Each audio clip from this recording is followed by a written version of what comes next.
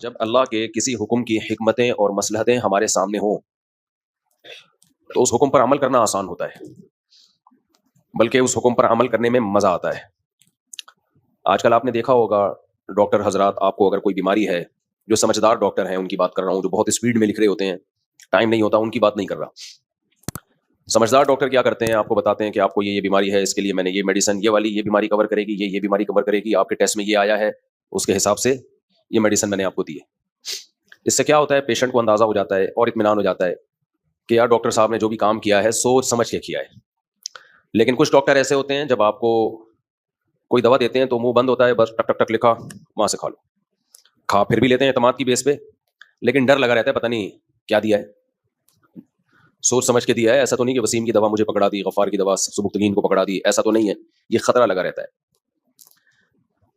تو جب شریعت کے حکم کی حکمتیں مصلحتیں ہمارے سامنے ہوتی ہیں تو اس حکم پر عمل کرنے میں لطف بھی آتا ہے، مزہ بھی آتا ہے، اور جو حکمتیں ہیں وہ حاصل بھی ہوتی ہیں۔ دیکھیں اللہ تعالیٰ کے جو احکامات ہیں نا، جو اللہ نے ہمیں آرڈرز دیے ہیں، وہ دو طرح کے ہیں۔ کچھ احکام شریعت میں ایسے ہیں جو مقصد نہیں ہیں بلکہ ذریعہ مقصد ہیں، جو خود بذات خود مقصود منہ سے بولنے ہیں آپ لوگ نہیں، بلکہ وہ مقصد تک پہنچنے کا ذریعہ ہے، جیسے جہاد ہے، تبلیغ ہے، اور سفر ہے۔ آپ تجارت کے لیے سفر کرتے ہو پیسہ کمانے کے لیے، اگر آپ کو پتہ چل جائے کہ سفر کیے بغیر یہاں میں زیادہ پیسہ کما سکتا ہوں تو آپ پیسے کے لیے کبھی بھی سفر نہیں کرو گے۔ آپ صحت کے لیے کوئی چیز کھاتے ہو، اگر آپ کو پتہ چل جائے اس چیز کے چھوڑنے میں صحت زیادہ ہے تو کبھی کھاؤ گے؟ آپ کو صحت کی نیت سے پھر نہیں کھاؤ گے۔ ایسے ہی اسلام نے ہمیں بہت سارے احکام دیے۔ جہاد کا حکم دیا، اعلاء کلمت اللہ، اللہ کے دین کو بلند کرنے کے لیے حکم دیا کہ لڑو۔ جہاں لڑنے میں فائدے کے بجائے نقصان ہو وہاں لڑائی کا حکم نہیں دیا جائے گا، وہاں جہاد کی آیتیں فٹ ہی نہیں کی جائیں گی، کیونکہ جہاد بذات خود مقصود نہیں ہے، مقصد تک پہنچنے کا ذریعہ ہے۔ تبھی ہم نبی صلی اللہ علیہ وسلم کی سیرت میں دیکھتے ہیں، جہاں آپ کو خیال تھا کہ لڑنے میں فائدہ ہے تو آپ نے لڑائی کو ترجیح دی، جہاں آپ کا خیال تھا جنگ بندی میں فائدہ ہے تو وہاں آپ نے لڑائی کو ٹالا ہے۔ صلح حدیبیہ ہے، یہودیوں سے معاہدے ہیں۔ تبلیغ کا بھی ایسا ہی ہے، بعض دفعہ تبلیغ بجائے فائدے کے نقصان دے رہی ہوتی ہے، سامنے والا غصے میں ہے، وہ بات سننا نہیں چاہتا، آپ اس کو مسلط ہو کے نصیحت کر رہے ہیں، وہ کلمہ کفر زبان سے نکالنے لگتا ہے، تو ایسے موقع پہ کہا جائے گا بھائی مت کرو تبلیغ، اب وہ کہ نہیں تبلیغ تو فرض ہے۔ بھائی تبلیغ بذات خود مقصود نہیں ہے، اس کا مقصد ہے لوگوں کو ہدایت ملے۔